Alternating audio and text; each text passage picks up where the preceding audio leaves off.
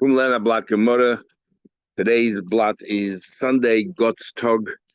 We'll learn one blot today. We are up to Daf Kuf Yud Amid Aleph, and the last thing we were learning about was Pinchas, whether he was a descendant from Yisro or from Yosef, and he actually decided descendant from both, but he was a number of generations further down. And we're talking about Moshe Rabbeinu's grandson, whose name was Yohanan, and not to disclose as Moshe Rabbeinu, it says Ben Menashe. So why the Gemara is disclosing it when the Tanakh literally didn't disclose it? Not to insult Moshe Rabbeinu, I don't know.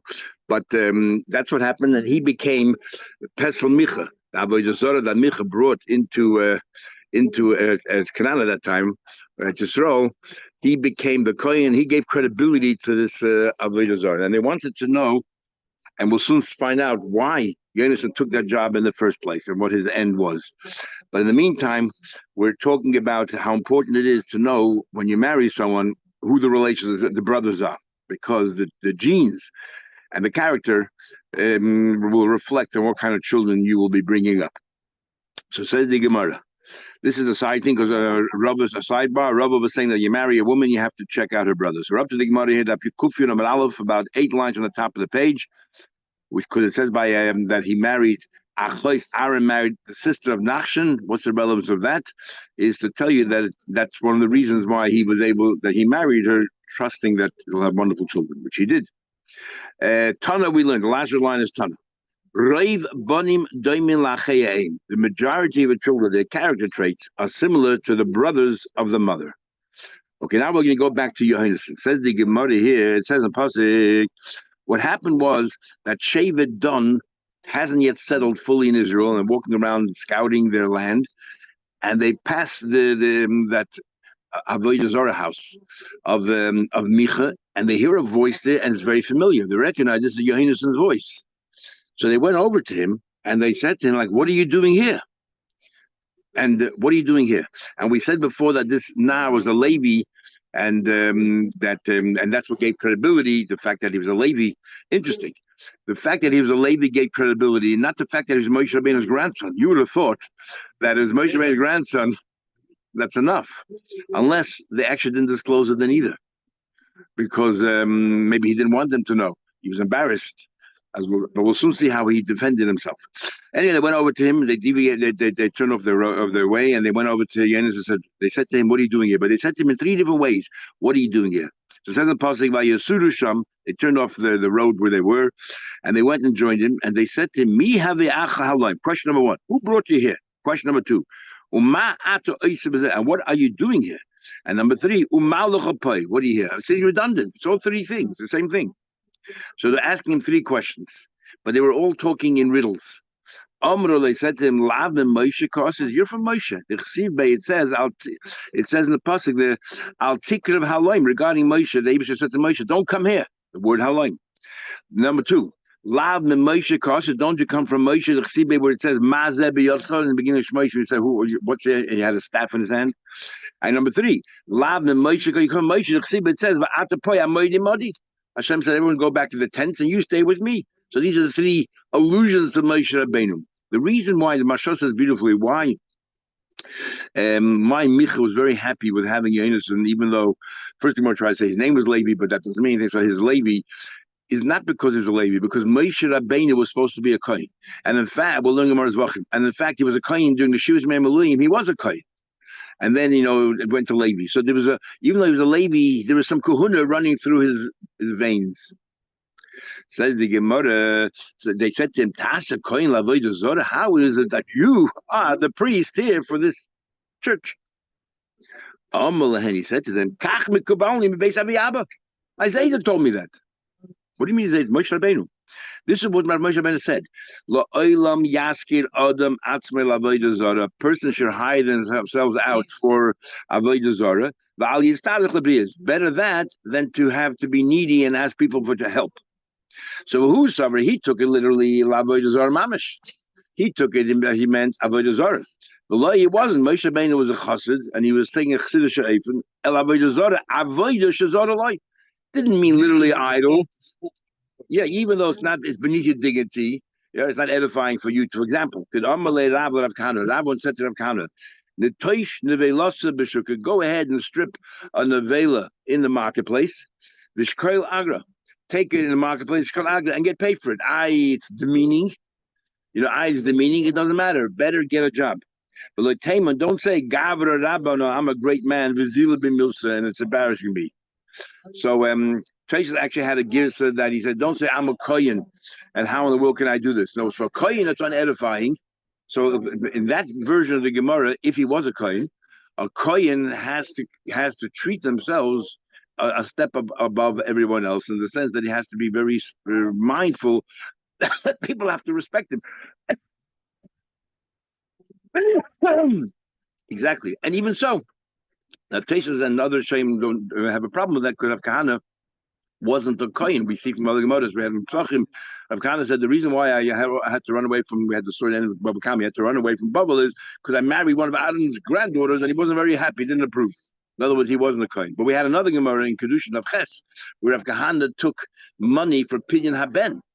So that means he was a kohen. So either there were two Rav Kahanas, and we know there were two because there's one in the time of Rav and one in the time of Rav Ashi, or there he took Pidyon Haben on behalf of his wife, which is a big chiddush, that his wife was a kohen, a bas kohen, like we know from Rav Psach and Tess, and he took on her behalf, and she can also accept the 5 shkolim.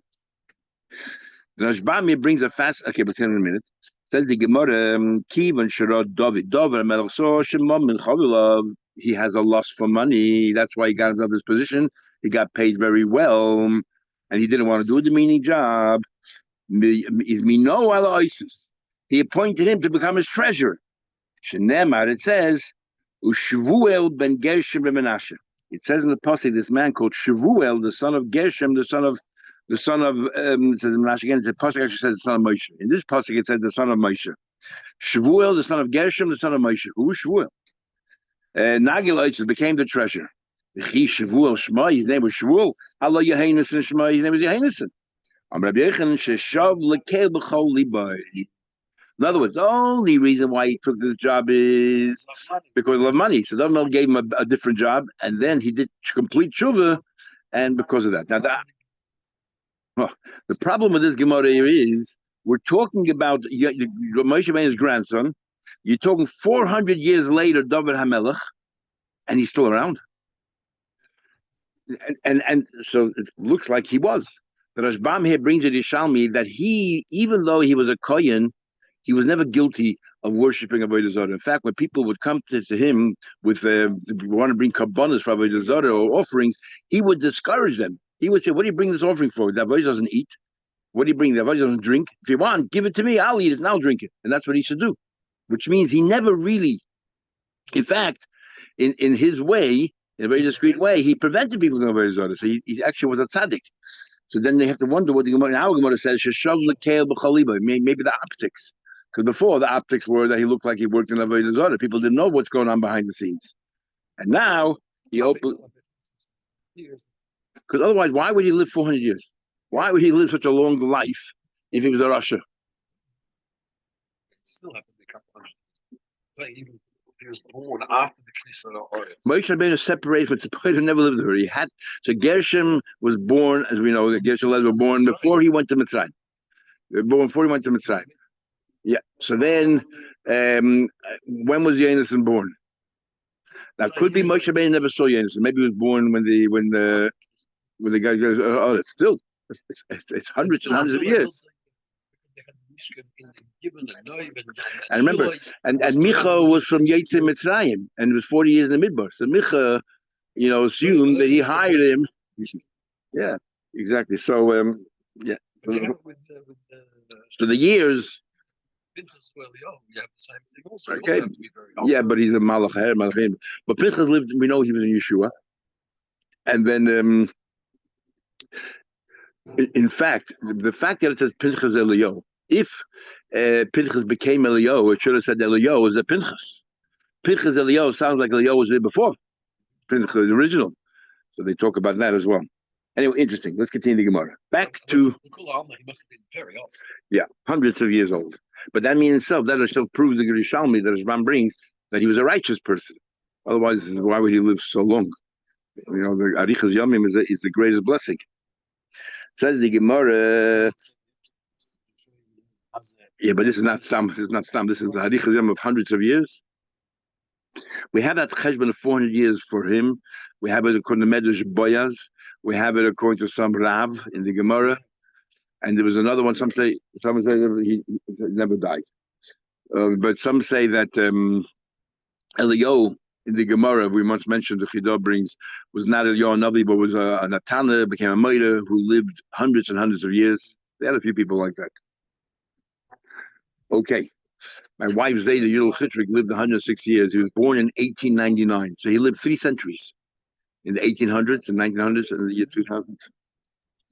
And Yaakov's granddaughter, I've forgotten her name. Yeah, but she never passed away. Sarach Bas Asher. She never passed away. These are people who did pass away, but lived a very long life.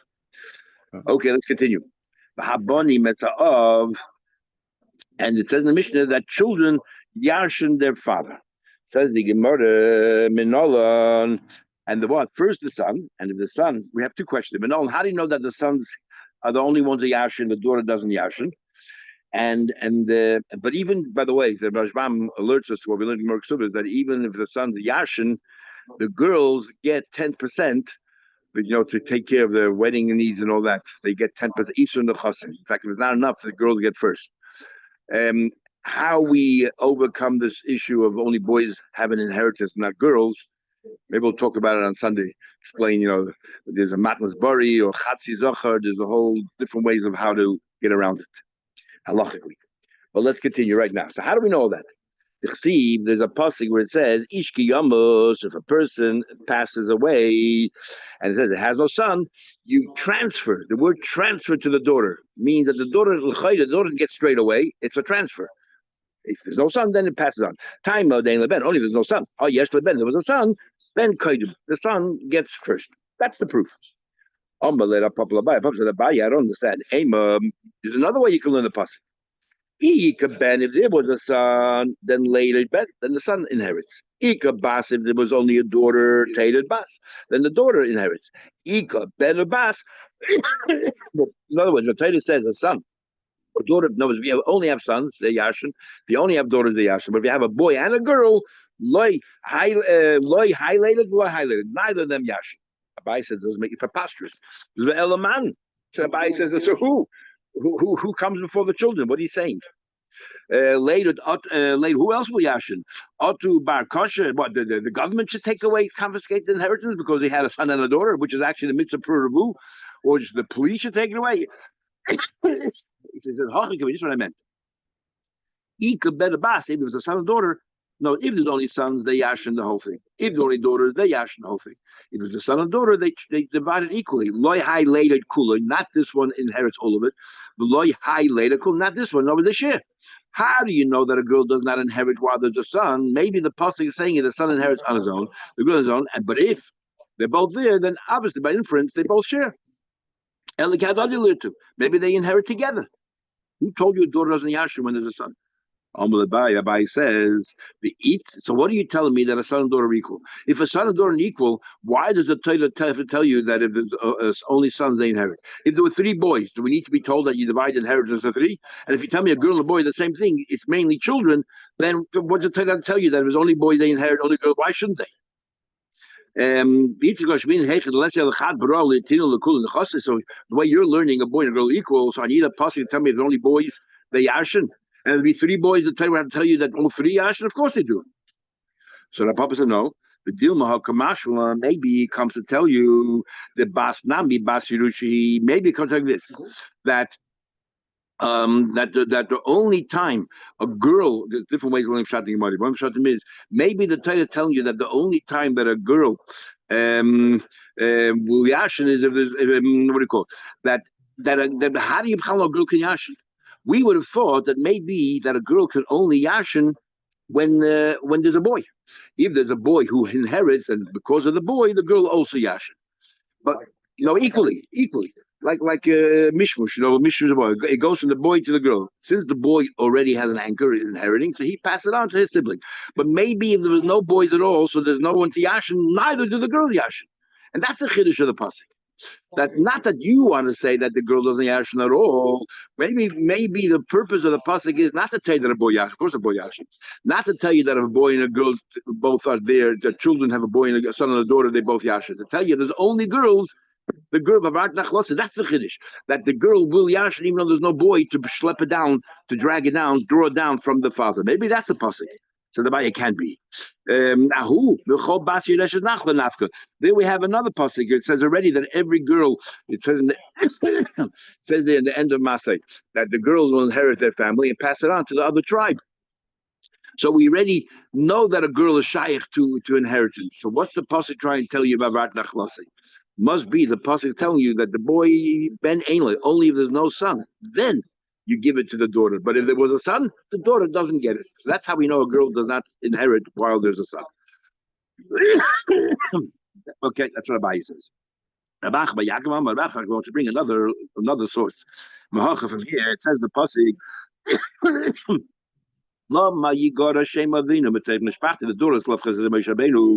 Our father had no sons, so why should we lose, our assets? And our father no longer has his name anyway because there's no assets anymore. Why should now the father's name be diminished from his family? Because he has no sons.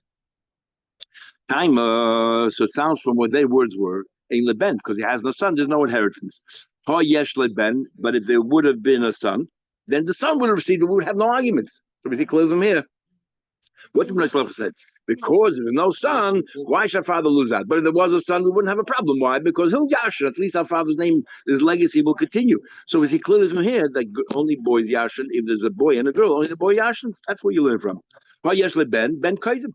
So he wants to learn, which is amazing, from the daughters of Slavchad's question. This is not, didn't come from Hashem. This is their own intuition. They said, we understand that. So if we had a brother. The episode of Slavchad is women inheriting. Yeah. And then you're going to learn that only the boy. Exactly. But and also interesting, he's learning from the girls of Slavchad, their own ideas that they had from themselves, not from the Eibishter, not from Moshe Rabbeinu. This is their thought. Says the Gemara, I don't understand. But maybe only that's what their thoughts were. But as a result of that, Moshe Rabbeinu gave them all of these laws and legislated. Maybe the laws changed. Maybe girls do inherit together with boys. Maybe girls do inherit together with boys. They thought that only the boy yashins. But maybe girls inherit the boys. It's clear. You got to go back to what I originally said was where it says if there's no son, only then do you pass it on to the daughter. Ravina wants to learn Mahacha from here. There's a pasuk She'eda, which is a father, Akorev Halav, and we learned before the She'eda of the father, but first before the father, there's somebody who's even closer. He gets before the father. Akorev Korev Korev. Whoever's closer to the father. We said before, what's the definition of closer? Somebody who could be a substitute for the person who deceased. For example, the son is for you. It steps in if the father bought a maid and he has with the money that he used to buy the maid, he can use that money also for kiddushin. Rabbi Yossi says, and if the father doesn't step in, the son can, so he takes the place. And also he says if the father donated, consecrated the field, and if the son buys it back, then comes Yabel doesn't go back to the kohenim, it stays in the family. The son can step in the father's shoes, and a brother. But then the son is first, and then the father, and then the brother, because the brother also steps in the shoes by Yibum. But since the only time there's Yibum is when there's no children, so therefore they're further out. So anyway, there's Hakar of Kaidim, my kurva. Who is closer? Who's closer, son or daughter? We know that one person gets before the father. Who is closer? The son. And therefore, the son is the one who yashins first. And if there's no son, only then the daughter gets. And we said before, because since it comes to Yibam, the son and daughter are the same, so we know that they're the same. But the son is closer. Why is the son closer than the daughter? Because he can step in the shoes of his father, and the daughter can't. My kurv, someone asked a question. That makes him closer. Well, my kurv, the ben, the bas, you're telling me, first of all, sheben kom tachas aviv liyada, that the son steps in for his father, that he can marry the maid. All his day, achuza, and the son can step in the father and to buy back the field. The first thing Mordechai says here, that doesn't make the son closer. Yada, bas, la bas yadi. And as the Rashbam says, and obviously they didn't know about today's times, the Rashbam uses the words, it's impossible for a woman to marry a woman. So therefore it's not shaykh. Little do you know. Yeah. And Zdei Achuzah Nami, and what about Zdei Achuzah? It's actually Gzeres HaKosov that as Zdei Achuzah, a woman, she buys back the field from Hegdish, does not have the same din that comes able. If the father didn't buy back or the son didn't buy back, comes able, it transfers back to the Kohen. It's Gzeres HaKosov. There's no logic behind that. Not because of a weakness of the bas. We don't know why that's the case. However, the Gemara says here, remember, we said before, Zdei Achuzah didn't really count for the son, because otherwise you have two things for the son. We says Zdei Achuzah, the only reason maybe that should apply to the brother as well, because one person buys and another person who's a stranger doesn't. We don't know who's the stranger is closer. So we said that even though a brother can do Yibum, but the Yibum is only effective if there are no children. Well, if there's no son, but it wouldn't be effective either if there was a daughter. So therefore we see that a son and daughter are equal. We say the time, the son. And it was clear as you go back to what we said before. Now, this answer is no good either. We don't see a son any closer to his father than a daughter to her father. And then we go back to the answer before. It says, ben ein loy, nachlasi. Okay, so far we only have one limud. I'll give you another answer. It says there, bin bahar. It says, that you bequeath your avodim kananim to your children, and it says your sons. Your sons are not your daughters. Clearly, that what bequeathment or inheritance goes to the sons if there are sons around. Says the Gemara, let me have to go into this logic. You should live a long life. If you have mezuzah and all that, you live a long life. So only sons will live, but not your daughters. When a bracha shining, when it comes to bracha, everyone is included. Even though it says sons, it means everybody, children. But when it comes to halacha of Yerusha, if the Torah meant everyone can inherit those of kind, it should have said zarachem. Why say b'neichem? V'chaltem oisel lebneichem. It could have said lezarachem, your children include. Because with halacha, it has to be very clear. And the fact that it isn't means sons and not daughters. So that's another limit that a girl doesn't yashin when there are sons. Says the Gemara. That brothers from the father they yashin and they give back, and they bequeath and they inherit. Says the Gemara. Omar Rabba says Asya that we say when brothers yashin, it's only brothers who share the same father. Brothers who have the same mother do not inherit from each other, nor do they bequeath to each other. Says the Gemara. Omar Rabba says Rabba. Sorry, that's what the part that we're going to be focusing on now. Says the Gemara. Omar Rabba Asya Achva Achna Yaakov Malahala Mina Avalay Mina Aim Avka Mina Avalay Mina Aim. So all of these dinim that we say that the uncles inherit and bequeath, brothers only they share the same father, not the same mother. So the Gemara. We learn out from the brothers of Yaakov. It says over there, it says if you say Sativ Nachalosoi Echov, and there it says by Yaakov, it says that Achim Anachnu, we're brothers. Now they weren't really brothers because they were four different mothers. It means that what? That they all had the same father. And because it says Achim Anachnu, then it says Bnei Ish Echad. Why do you have to add the words Bnei Ish Echad? To tell you the reason why we are brothers is because we are all the children of one man. Because even though the mothers are different, it's the man that counts, the father counts. So you know what?